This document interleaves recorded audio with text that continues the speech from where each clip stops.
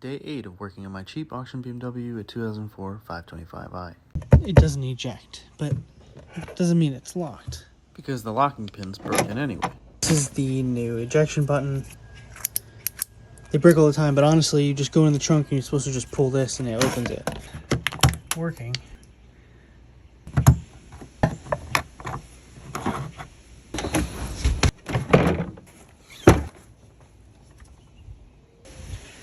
I decided to change the connector, so watch out if you're doing this. I removed this.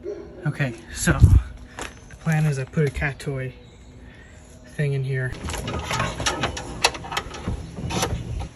I did it.